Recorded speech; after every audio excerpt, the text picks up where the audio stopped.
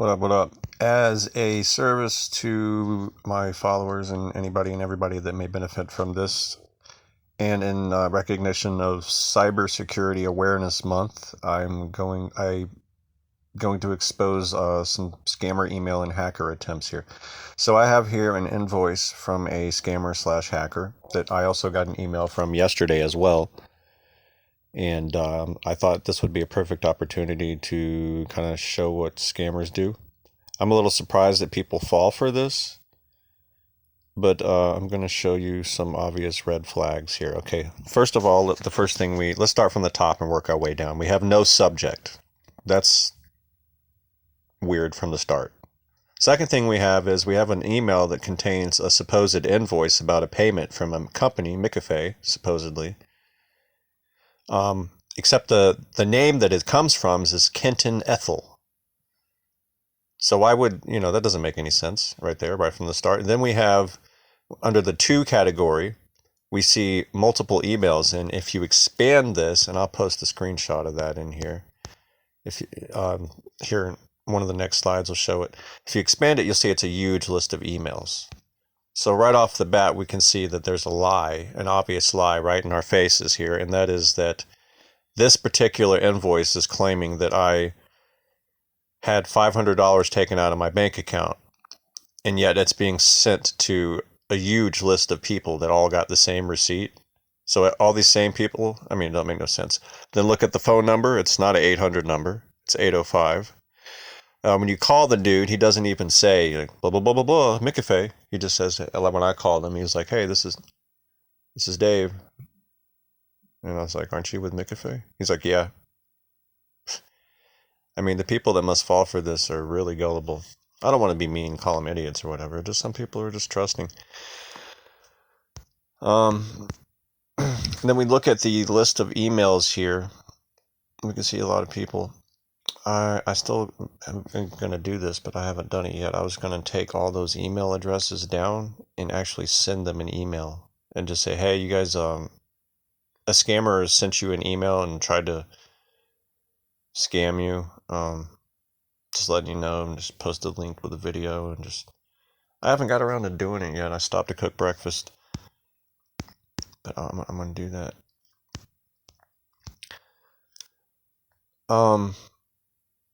Yeah, and let me show you about who is. I'm going to put some links in the description on this now. I'm going to show you. You can actually Google it as well. I'll put all this in the description. Just Google how to track an IP address of an email. And if this person was stupid enough, and they probably were, judging by the poor job they did trying to scam me and all these other people, then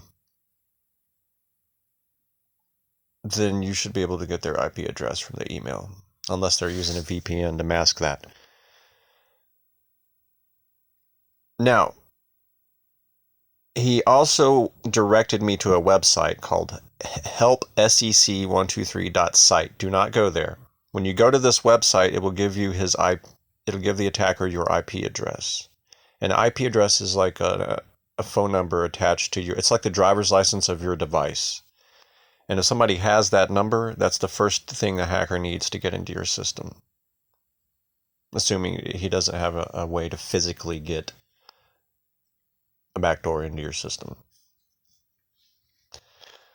So you don't want hackers to get your IP address. You don't want anybody to have your IP address. Anonymity online is not just for criminals. It's also for people who don't want criminals to get their IP address. That's why you want to be anonymous. You're not being anonymous because you care that people know what you're doing. You're being anonymous because you don't want hackers to get your IP address and criminals to get your IP address. So anyway, about that website, you can do what's called a who is on it, and you can actually report this person in criminal activity, which I've already done. Just open up your Linux terminal in Linux and type in who is, no spaces, space, and then, well, first of all, you want to ping the website. So you would type in ping space helpsec123.site. Then it'll say blah, blah, blah, the IP address replied with blah, blah, blah. Then you take the IP address, copy it, then do a who is on it, and then it'll give you an abuse email with whoever owns that IP address, whatever company. And you can email them and say, hey, this dude's sending scam emails around trying to steal people's money, which I've done. And I recommend you do it too. And I'm going to send this video and this email and this message to people that he's sending these scam emails to in honor of serving God and in remembrance of Cybersecurity Awareness Month. It's been fun. I've been really enjoying this Cybersecurity Awareness Month thing because I love computers and playing with them and all this stuff. So this has been great. I'm having a ball with it. Plus, I promised some FBI and cops that I was going to do this to help them. I feel like I've kind of let them down for taking so long to do it. And I saw a news story here about a cop that was arrested for possession of child porn. And as much as I don't like a lot of the guys in the Santa Rosa County Sheriff's Office because they're really crooked, I didn't believe this particular story, and I'm very suspicious that they might be framing deputies because it's not hard to plant a file on someone's computer remotely. That's what hackers do it all the time. And anyway, for more on that, check out my blog. Anyway, I'm gonna wrap this video up. I'm gonna go ahead and get this done and put some good resources in the video. Hopefully, the screenshots on the screen are legible.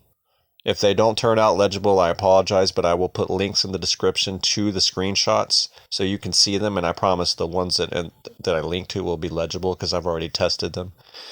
So that'll be great. All right, I appreciate you guys. Thank you so much for following me and everything. Please like, comment, subscribe. You know the drill. Until next time, peace.